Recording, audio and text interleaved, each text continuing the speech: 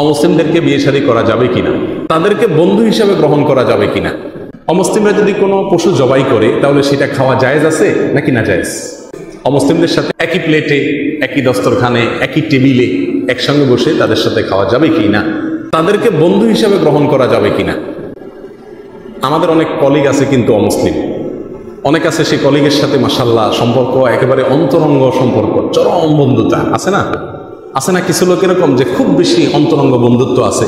আবার স্কুল কলেজের অনেক আমাদের তরুণ যুবক যুবতী ভাইরা বোনেরা আছেন যাদের অনেক হিন্দু অথবা খ্রিস্টান অথবা বৌদ্ধ সহপাঠীরা আছে, যাদের সঙ্গে তাদের খুব বন্ধুত্বপূর্ণ সম্পর্ক।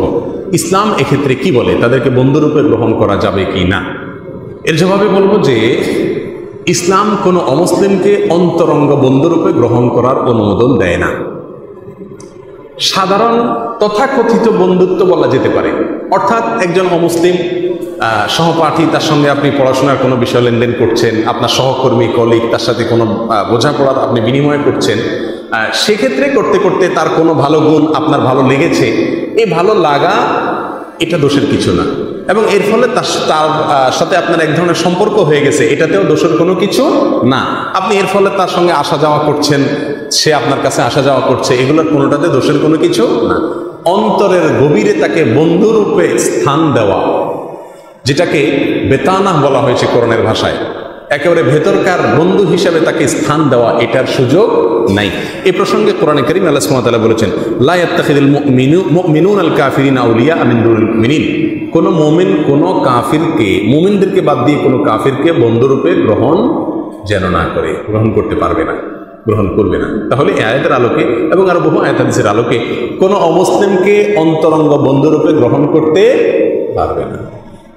এখানে আমরা অনেকে উদার হয়ে যাব, আমরা বলতে যাব হ্যাঁ এটা কোনো কথা হলো, আমার একটা কলিগ, আমার একটা সহপাঠী, তাকে অন্তরঙ্গ বন্ধু বানালে সমস্যাটা কোথায়?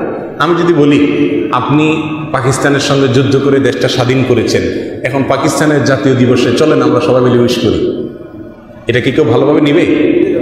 নিবে কেউ? কেন নিবে না? কারণ আমার দেশত্ববোধের বিরোধী এটা আমার দেশত্ববোধের সঙ্গে যায় না। তো যদি আপনার দেশত্ববোধের সাথে এটা না যায়, আপনি কিন্তু তার দেশে আপনার রাষ্ট্রদূত আছে, তার রাষ্ট্রদূত আপনার দেশে আছে, স্বাভাবিক সব কিছু করছেন, কিন্তু কিছু কিছু জায়গা আছে যেগুলো আপনার চেতনার জায়গা, সেখানে কিন্তু আপনি হার্ট, ঠিক না বেঠিক? দিনের বিষয় আমাদেরকে বুঝতে হবে, ঠিক এরকম একটি জায়গায় আমাদেরকে অবস্থান নিতে হবে যে তাদেরকে অন্তরঙ্গ বন্ধু বানানো যাবে না। আপনি তার সাথে সাধারণ জলচল করেন, কোনো অসুবিধা নাই।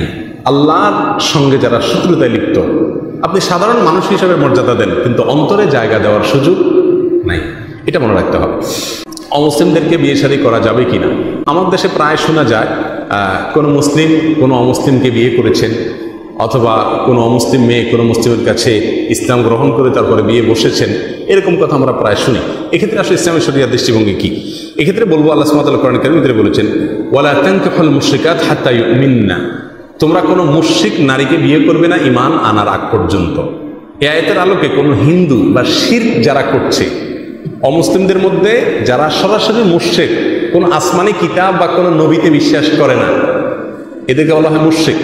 এরকম কোনো মুশরিক যেমন হিন্দু, তারা কোনো আসমানি কোনো কিতাব অথবা নবীকে বিশ্বাস করে না, বৌদ্ধ এরা কোনো আসমানি কিতাব বা কোনো নবীকে বিশ্বাস করে না, এই টাইপের যত অমুসলিম আছে, এইসব অমুসলিমদের মেয়েদেরকে আল্লাহ সুবহানাহু ওয়া তাআলা বলেছেন তোমরা বিয়ে করবে না, তাদেরকে বিয়ে করার সুযোগ নাই। আল্লাহ সুবহানাহু ওয়া তাআলা আরো বলছেন, লাহুন্না হিল্লুল লাহুম ওয়া লাহুম ইয়াহিল্লুনা লাহুন্না, তাদের মেয়েরা তোমাদের পুরুষদের জন্য জায়েজ নাই, কোনো অবস্থাতেই তাদের সঙ্গে বিবাহের সম্পর্ক এটা করা জায়েজ নাই, এটা হারাম। কথা বুঝে আসছে? তাহলে আমরা ছেলে হিসাবে তাদেরকে বিয়ে করা, তাদের মেয়েদেরকে অথবা আমাদের মেয়েদেরকে তাদের সঙ্গে বিয়ে দেওয়া কোনোটাই জায়েজ নাই।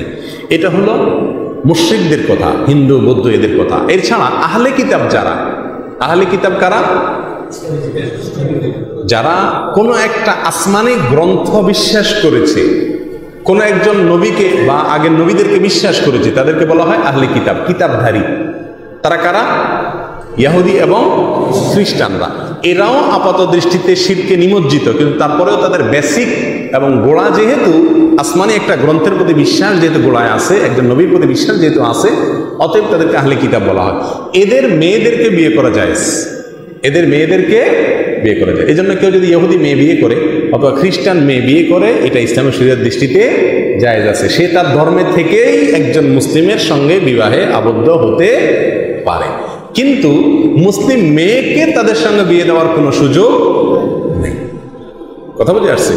তাদের মেয়েদেরকে মুসলিমরা বিয়ে করতে পারবে, কিন্তু মুসলিমদের মেয়েদেরকে তাদেরকে দিতে পারবে না। কেন পারবে না সেটা আরেক বিশাল আলোচনার বিষয়, যেহেতু সংক্ষিপ্ত আলোচনা, অনেকগুলো পয়েন্ট আমাদেরকে টাচ করতে হবে, বিস্তারিত আমরা যাব না।